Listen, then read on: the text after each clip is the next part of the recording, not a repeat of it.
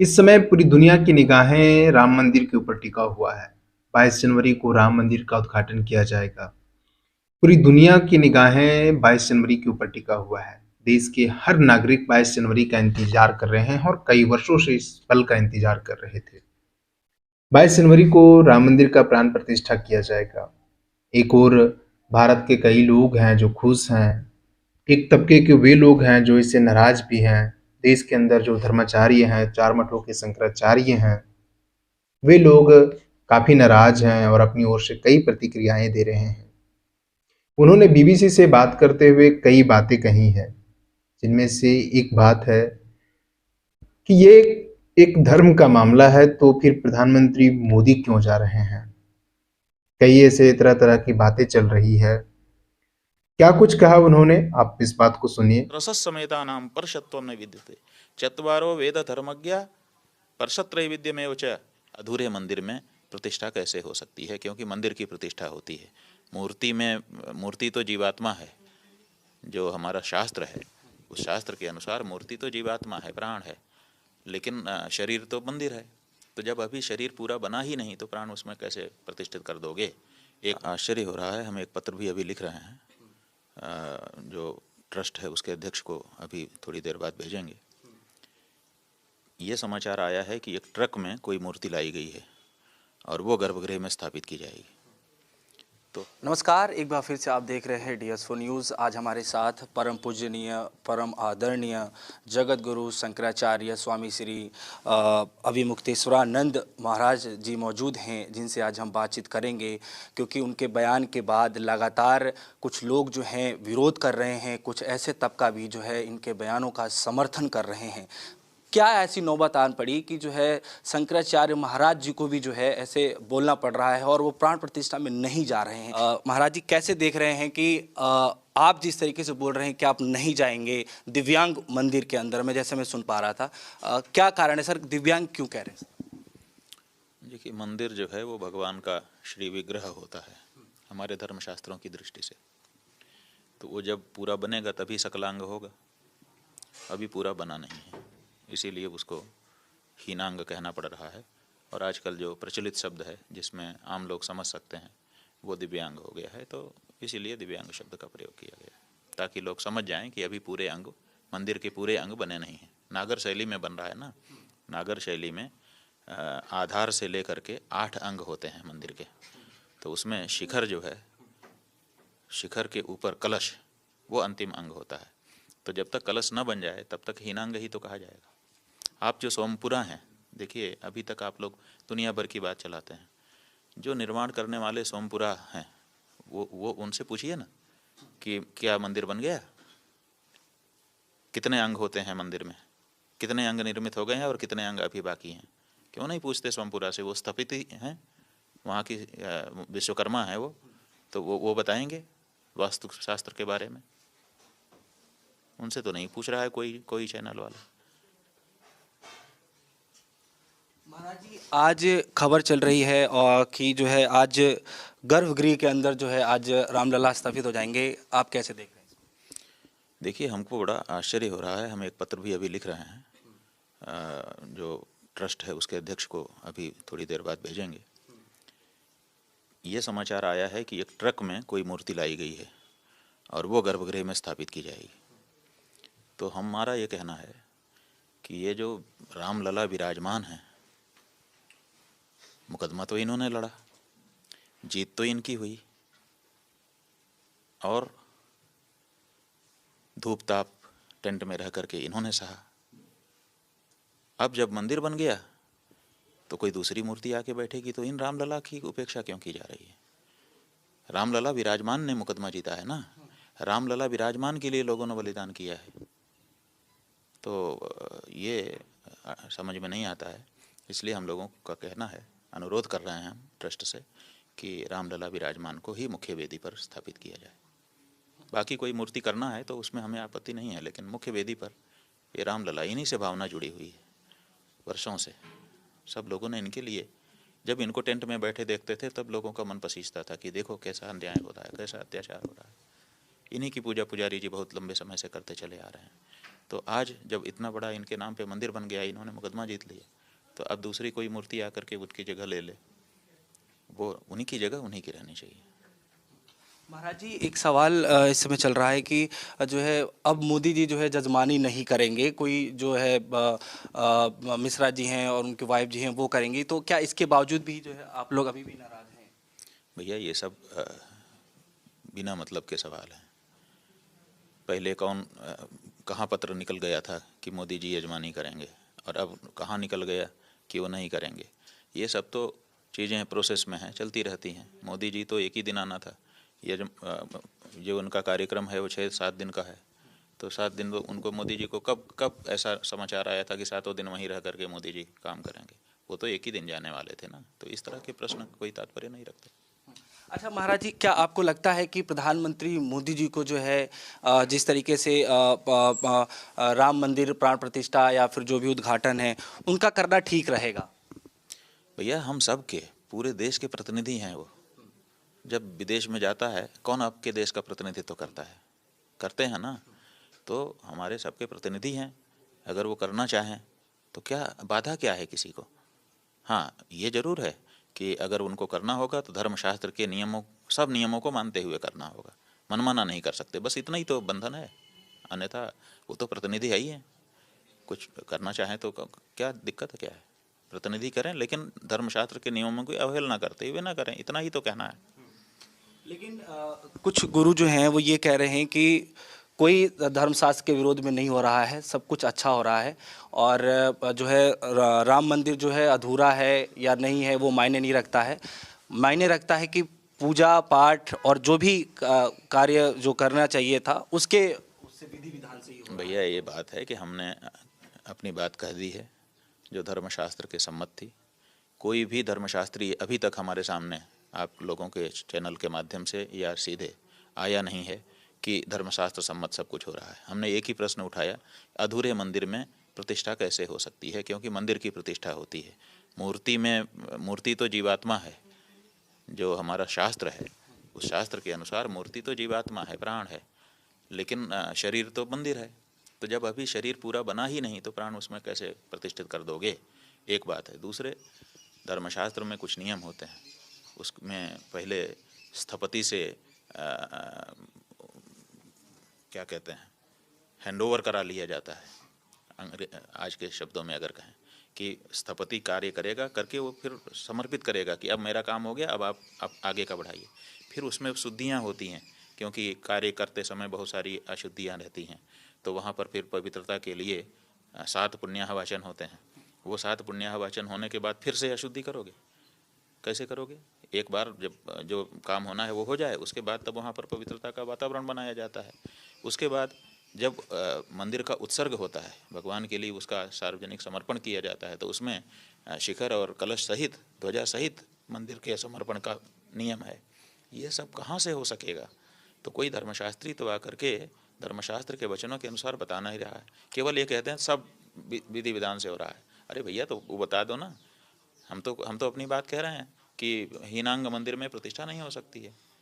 वो क्यों नहीं कहते हैं कि नहीं, हाँ ये देखिए ये वचन है, हीनांग मंदिरे भी प्रतिष्ठा स्यात्। ऐसा वचन कोई दिखाए ना। वो नहीं दिखा रहे हैं। वो कह रहे हैं कि जैसे हम एक फ्लोर बन जाता है, वैसे ही एक फ्लोर तो बन चुका है, ये कह रहे हैं। वो कह रहे हैं कि एक फ्लोर में हम प्रतिष्ठा गृह प्रवेश करके फिर दूसरा फ्लोर बनवा करके फिर उसमें बाद में भी प्रतिष्ठा प्रवेश कर लेते हैं। उसी तरह से ये जैसे हमारा रहने का घर होता है, वैसे भगवान का भी रहने का घर होता है। ये मंदिर जो है भगवान का घर है, इसलिए जैसे हमारे घर की हम प्रवेश करते हैं, वास्तु प्रतिष्ठा करते हैं, वैसे उनका कर ले रहे हैं। सवाल ये है कि आपके घर में और भगवान के घर में अंतर है कि नहीं? आपके घर में अनिवार्य रूप से आजकल शौचालय आप लोग बना रहे हो, भगवान के घर में शौचालय बना दोगे? भगवान का घर तो भगवान की अपेक्षा के अनुरूप बनेगा ना। और भगवान के घर का जो वास्तु है वो अलग है, मंदिर का वास्तु अलग है और घर का वास्तु अलग है। घर में शिखर नहीं बनता, मंदिर में शिखर अनिवार्य होता है। तो ऐसी परिस्थिति में घर की वास्तु को और मंदिर के वास्तु को दोनों को मिला करके और कहना कि जैसे हम घर में प्रवेश करते हैं, भगवान घर में प्रवेश करते हैं? ये बताए हमको कोई। हम घर में प्रवेश करते हैं, जब घर बन जाता है तो उसमें वास्तु पूजा करके फिर हम उसमें प्रवेश करते हैं। प्रवेश करते समय दरवाजे के बाहर हम अपने देवता को लेकर के खड़े होते हैं। फिर अलग अलग तरह के वो हैं, पहले गाय को प्रवेश कराया जाता है, मंगल चीज़ों का प्रवेश कराया जाता है, फिर हम स्वस्ति वाचन करते हुए ब्राह्मणों के साथ घर में प्रवेश करते हैं। ठीक है, तो यहाँ भगवान प्रवेश करेंगे, यहाँ प्रवेश तो होता नहीं है, यहाँ तो प्रतिष्ठा होती है। तो प्रवेश में और प्रतिष्ठा में अंतर है मेरे भाई। क्यों कोई पंडित विद्वान आकर के इस बात को स्पष्ट क्यों नहीं कर रहा है? वो कह रहे हैं, लिखित हमने देखा पंडित जी का, कि जैसे हमारा घर होता है एक फ्लोर में हम रह जाते हैं, वैसे उनका भी घर है, एक फ्लोर बन गया, इसलिए हम तो गृह प्रवेश थोड़े हो रहा है, ये प्राण प्रतिष्ठा हो रही है। गृह प्रवेश में और प्रतिष्ठा में अंतर है। गृह प्रतिष्ठा कभी सुना है शब्द? गृह प्रवेश होता है, गृह प्रतिष्ठा नहीं होती है। और मंदिर प्रवेश कभी सुना है? मंदिर प्रतिष्ठा होती है। तो प्रतिष्ठा में और प्रवेश में बड़ा अंतर है मेरे भैया। इस बात को विद्वान लोग क्यों नहीं स्पष्ट कर रहे हैं? केवल आप बहुत ज़्यादा इकट्ठा हो गए हो, आपकी संख्या बहुत ज़्यादा हो गई है, कई हजार बता रहे हैं और कई सौ पंडित बता रहे हैं और कई हजार संत बता रहे हैं। आप हजार सहस्रश समेता नाम परशत्व न विद्यते चत्वारो वेद धर्मज्ञ परशत्रैविध्यमेव च स ब्रूते यम सधर्म स्यात् एको वाध्यात्म वित्तमः। हमारे यहाँ पारिषद्य निर्णय होता है, जो विद्वान होता है उसकी बात मानी जाती है, हजार लोग नहीं मानी जाती है। एक आदमी यहाँ अभी बेहोश होकर के गिर जाए और यहाँ 1000 लोग खड़े हों, उनकी बात मानी जाएगी कि उसमें से एक आदमी हाथ उठाएगा, मैं डॉक्टर हूँ, तो उसकी बात मानी जाएगी। किसकी मानोगे बताओ? 1000 की कि एक डॉक्टर की? एक डॉक्टर की मानोगे ना, क्योंकि वो विषय का विशेषज्ञ है। तो इसी तरह से यहाँ पर हजार सहस्रश समेता नाम, हजार की संख्या में इकट्ठा होकर के अगर कोई लोग कुछ कह रहे हों, उसको नहीं माना जा सकता। विषय के विशेषज्ञ को, मर्मज्ञ को, उसकी बात को माना जाता है। तो विषय का कोई मर्मज्ञ तो बताए कि गृह प्रतिष्ठा शब्द क्यों नहीं प्रचलित हुआ, मंदिर प्रवेश शब्द क्यों नहीं प्रचलित हुआ, गृह प्रवेश मंदिर प्रतिष्ठा ये अलग अलग शब्द क्यों बने हुए हैं? तो इस भेद को स्पष्ट आप जानते ही नहीं हो। इसका मतलब आम पब्लिक की बात अलग है। फेसबुक में कोई विरोध कर दे, कुछ कर दे, वो तो भावना के वशीभूत होकर के कर देता है। उसको लगता है कि कुछ गड़बड़ हो रहा है, और लगता नहीं है, उसको वर्गलाया जा रहा है कि साहब ये बाधा डाल रहे हैं, तो ये कर रहे हैं, तो उसको लगता है कि शायद ऐसा ही होगा, हमारे नेताजी कह रहे हैं। हम तो ये कह ही नहीं रहे हैं, हम तो ये कह रहे हैं कि इतने परिश्रम के बाद, इतने बलिदानों के बाद आज अवसर आ रहा है, तो अंतिम समय में हम गड़बड़ी ना करते हैं। इतना ही तो कह रहे हैं, और क्या कह रहे हैं। महाराज जी, एक दो सवाल और है मेरे।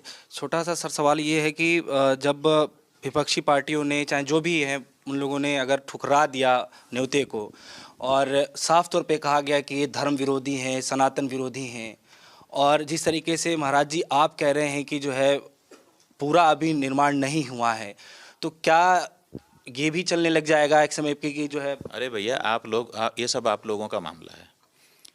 विपक्षी पार्टी शंकराचार्य जी के वाक्यों का सहारा लेकर के खड़ी हो गई है, ऐसा आप लोग कह रहे हैं। अभी आप इंट्रोडक्शन में बता रहे थे। आप विपक्षी पार्टियों से पूछिए ना कि क्या वो हमारे सनातनी धर्मशास्त्रों को रिकॉग्नाइज कर रहे हैं? क्या वो कह रहे हैं कि बिल्कुल सनातनी धर्मशास्त्र प्रमुख है और हम धर्मशास्त्रों को वो मान्यता देते हैं कि उसी के अनुसार सब काम करेंगे? पूछो ना विपक्षी पार्टियों से। जो विपक्षी पार्टियां हमारे वक्तव्य का सहारा लेकर के आज कोई बात कह रही हैं, वो हमारे जैसे हम धर्मशास्त्र के पक्ष में खड़े हैं, हमारा भाई भी हिंदू ही लोग हैं ना, सब संत लोग हैं, विद्वान लोग हैं, पंडित लोग हैं, लेकिन हम धर्मशास्त्र के कारण हम उनके भी विरुद्ध खड़े हो गए हैं कि भाई एक बात गलत करो। क्यों? क्योंकि हमारे यहाँ यही तजेव प्रताप प्रहलाद विभीषण बंधु भरत महतारी बलिगुरु तजेव कंत ब्रज बनितनि भय मुद मंगलकारी। हम तो धर्म के लिए सबसे विरोध कर लेते हैं। तो हमने धर्म के लिए ये आज ये बात उठाई है कि धर्मशास्त्र का अपमान नहीं होना चाहिए। तो क्या जिस धर्मशास्त्र के लिए हम अपने भाई तक को विरोध कर रहे हैं, उस धर्मशास्त्र को विपक्षी पार्टियां मान्यता दे रही हैं, वो भी अपने इसी धर्मशास्त्र के अनुसार सब भविष्य में करने वाली हैं। एक एफिडेविट दे दें, एक वक्तव्य बढ़िया सा दें कि नहीं नहीं बिल्कुल अब आज के बाद शंकराचार्य जी के द्वारा जो व्याख्यायित धर्मशास्त्र है उसी को हम लोग मानेंगे, तब भी हम कहें कि चलो ठीक है।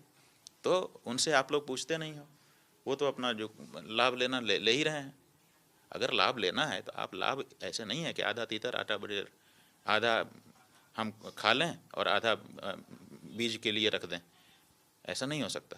वो तो आपको एक ट्रस्ट है। अगर आप धर्मशास्त्रों को प्रमाण मानते हो तो इससे बढ़िया कुछ बात नहीं हो सकती। कोई पार्टी फिर पक्ष क्या है, फिर तो विपक्ष विपक्ष हो गया कि वो धर्मशास्त्र को मान्यता दे रहा है। लेकिन विपक्ष धर्मशास्त्रों को वो मान्यता देता है, अपने व्यवहार में आगे भी देने वाला है कि केवल इसी मामले में उसका लाभ लेना चाहता है। आप लाभ ले सकते हो, लेकिन तब जब आगे भी आप धर्मशास्त्र के अनुसार ही हर बात को करना चाहो। क्या इसके लिए विपक्ष तैयार है? ये समस्या है उनसे। लेकिन ये सब आप लोग सवाल नहीं पूछ रहे हो। उनके लाभ में आप भी मदद कर रहे हो या उनकी हानि में मदद कर रहे हो। किसी न किसी एक राजनीतिक दल, क्योंकि दोनों तरफ दो राजनीतिक दल हैं, तो कोई इनका समर्थन कर रहा है, कोई उनका कर रहा है, ऐसा हो रहा है। अच्छा, एक हमारा जो है, हम ना किसी का विरोध कर रहे हैं राजनीतिक दल का, ना समर्थन कर रहे हैं, हम धर्मशास्त्र के पक्ष में खड़े हैं। लेकिन महाराज कुछ तबके ऐसे हैं जो आपके समर्थन में एकदम खड़े हैं। अरे भाई, जो समझता होगा, हमारी बात के मर्म को समझता होगा, वो कोई भी हो। देखिए, इस संसार में हर आदमी की बुद्धि में भगवान ने एक चीज़ दी है कि वह तथ्य और सत्य के पक्ष में खड़ा हो जाता है। अगर गलत बात हमारे पिताजी भी कह रहे हों, और हो सकता है कि हम बड़े शिष्ट लड़के हों, उनके सामने कुछ ना बोलें, लेकिन हमारा हृदय तो कहेगा कि पिताजी की ये बात गलत है। और अगर शत्रु कुछ कह रहा हो, अच्छी बात, सच्ची बात, तो भले हम उसका विरोध करें शत्रु होने के नाते, लेकिन हमारा मन कहेगा कि बात तो सही कह रहा है। तो हमारी जो बुद्धि है वो सत्य और तथ्य की पक्षपाती नहीं होती है। तो इसलिए जिसको हमारी बात समझ में आ रही है वो पर समर्थन कर रहा है। और अगर ठीक से पूरे देश को समझ में आ गई, कोई एक व्यक्ति भी नहीं हमारे विरुद्ध खड़ा होगा। क्यों? क्योंकि हम कोई बात किसी राग द्वेष से नहीं कह रहे हैं। हम अपने उन धर्मशास्त्रों के हवाले से बात कह रहे हैं और उनके पक्ष में खड़े हुए हैं जो त्रिकालदर्शी हमारे ऋषि मुनियों के द्वारा प्रणीत हैं। महाराज, एक आखिरी सवाल है कि अगर निमंत्रण आता है तो क्या आप लोग जाएंगे, या फिर अगर आ गया है तो शायद हम लोग। भाई, सवाल यह है कि किस बात का निमंत्रण? प्रतिष्ठा का। हमने बता दिया प्रतिष्ठा अभी हो नहीं सकती है, अधूरे मंदिर में प्रतिष्ठा नहीं हो सकती है। तो जब प्रतिष्ठा हो ही नहीं रही है तो उसके लिए निमंत्रण कोई कैसे दे सकता है और कैसे कोई स्वीकार कर सकता है? वहाँ तो कोई इवेंट हो रहा है। प्रतिष्ठा तब होगी जब वो शास्त्र के अनुसार मुकम्मल होगी। अन्यथा वो एक कार्यक्रम है, आयोजन है, बड़ा दिव्य हो जाए, बड़ा भव्य हो जाए, आप जैसे चैनल के लोग उसका बड़ा प्रचार करें, वो सब अच्छा है, उसमें हमें कोई लेना देना भी नहीं है। लेकिन प्रतिष्ठा तो तब होगा जब विधि का पालन हो। विधि का पालन नहीं हो रहा है। ये जो तर्क लगाया जा रहा है कि जैसे हम एक फ्लोर बना करके प्रवेश कर लेते हैं, ऐसे ही एक फ्लोर बन गया, भगवान प्रवेश कर लें। भगवान गृह प्रवेश नहीं करते। भगवान का मंदिर बनता है और उस मंदिर की प्रतिष्ठा होती है। बहुत बहुत शुक्रिया।